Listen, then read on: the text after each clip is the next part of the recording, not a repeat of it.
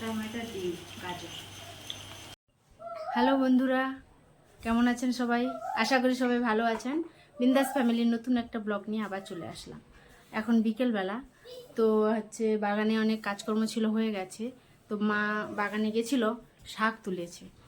তো চলুন দেখাই। আর গিয়ে আজকে সন্ধ্যাবেলায় কিছু হালকা খাওয়ার জন্য টিফিন বানাবো। কি বানাবো সেটা তোমাদের সঙ্গে সবই শেয়ার করব। তো আমার এখানে হাজবেন্ড কি করছে আমি দেখিয়ে দিচ্ছি। ও এইখানে জল দিচ্ছ কেন? গড়াগড়ি খাবো না? হ্যাঁ, গড়াগড়ি খাবো এত গরমে। এইখানে গড়াগড়ি খেলে নামবে না? ঠান্ডা লাগবে? হ্যাঁ। কি বলো?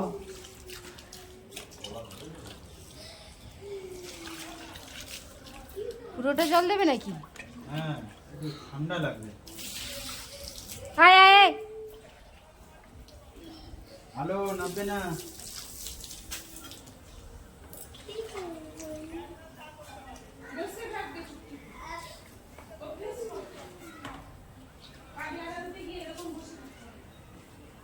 আবার দেবে না শেষ? না না। ও আমাদের ওখানে জলের কল আছে, পড়ে যাবে এইখানটায়। বাইরের দিকে একটা কল করা আছে, ওই গাছে জল দেওয়া বা পা হাত ধোয়ার জন্য। আরেকজন পড়ে যাবে, যাচ্ছি আরেকজন। ওখান থেকে। তো সন্ধে হয়ে গেল, ও তো আমার হাজব্যান্ড তো জল দিচ্ছে গাছে, তো জলটা দিয়ে নিক। তো বলছে এখন হালকা কিছু খাবে, তো ছাদে যাই, কি বানাচ্ছি তোমাদের সঙ্গে সব শেয়ার করবো।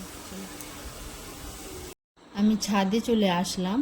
ছাদে এসে দেখি দিদি মানে আমার যা মাখাতে শুরু করে দিয়েছে। এটাতে আটার ভাগ আছে 80%, আর ময়দার ভাগ আছে 20%। আর এতে বিভিন্ন রকমের সবজি দেওয়া যেতে পারে। আমার বাড়িতে এই মুহূর্তে গাজর ছিল, তাই গাজরটা গ্রেট করে দেওয়া হয়েছে। তো এটা একটা হেলদি খাবার। আর যেহেতু আমাদের ফ্যামিলির সংখ্যা বেশি, 9 জন, তার জন্য আমাদের মাখানো হয়েছে পরিমাণটা দেখো অনেকটাই বেশি। আর 9 জনের মধ্যে বাচ্চা 3 জন খুব খেতে ভালোবাসে এই খাবারটা, তার জন্য ওদের জন্যই সবজিটা দেওয়া। এমনি ওরা সবজি খেতে চায় না, কিন্তু এইভাবে বানিয়ে দিলে খায়। আর বন্ধুরা, এটা আমরা যেটা আজকে বানাচ্ছি সেটা গোলা রুটি। এই দেখো, এবার আমরা 2টো ডিম দিয়েছি, আর দিয়েছি স্বাদ মতো লবণ আর স্বাদ মতো চিনি। চিনিটা দিলে স্বাদটাও ভালো হয় আর জিনিসটা খেতেও সুন্দর লাগে, খুব সফট হয়। তার জন্য আমরা দিয়ে এবার প্রথমে যেহেতু হাতে মাখিয়ে নিয়েছি ভালো করে, এবার আমরা পুরো মিশ্রণটাকে চামচ দিয়ে ভালো করে এইভাবে, খুব পাতলাও হবে না দেখো বন্ধুরা, আর খুব শক্তও হবে না, মাখিয়ে নিয়েছি। এবার আমার হাজব্যান্ড বাগানে কাজ করতে করতে চলে এসছে, খুব খিদে পেয়ে গেছে। আর ততক্ষণে দিদিও বাচ্চাদের নিয়ে পড়াতে চলে গেছে, সব রেডি করে দিয়ে। তো আমি বানিয়েছি, এই দেখো গামলাতে, ভর্তি গামলায় পুরোটা খালি হয়ে এসছে। কারণ কিনা বানিয়ে শ্বশুর শাশুড়িকে দিয়ে এসছি, আর বাচ্চারা যে ঘরে পড়ছে সেই ঘরেও বন্ধুরা দিয়ে চলে এসছি। ওরা খাচ্ছে, ওরা খুব মজা করে খাচ্ছে। এবার আমি হাজব্যান্ড ক্যামেরা ধরবে আর ওকে খেতে দেবো। আমি হাজব্যান্ডকে খেতে দিতে চাইলাম, তো বললো পুরোটা করে নাও, তারপরে আমি খাবো। তো বন্ধুরা, আপনাদেরকে একটাই কথা বলবো, প্রত্যেক ভিডিওতে যেভাবে বলি, যে পুরো ভিডিওটা দেখার জন্য অনুরোধ করব, যেন স্কিপ করবেন না। আর ভিডিওটা যদি সত্যিই ভালো লাগে, অবশ্যই একটা লাইক করবেন, শেয়ার করবেন আর সাবস্ক্রাইব করবেন। আর বন্ধুরা একটু কমেন্টও করে দেবেন, তাতে আমাদের ভিডিও করার উৎসাহটা আরও বেড়ে যায়।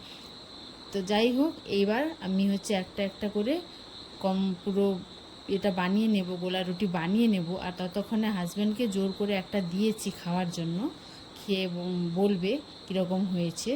তো খেয়েই রিয়াকশান দিচ্ছে যে হ্যাঁ ভালো হয়েছে, মুখে কিছু বলছে না, কিন্তু ভালো হয়েছে। তারপরে আবার একটা পুরোটাই খেলো। তো বন্ধুরা, হাজব্যান্ড খেয়ে নিল। তো আসল কথাই বলা যাক।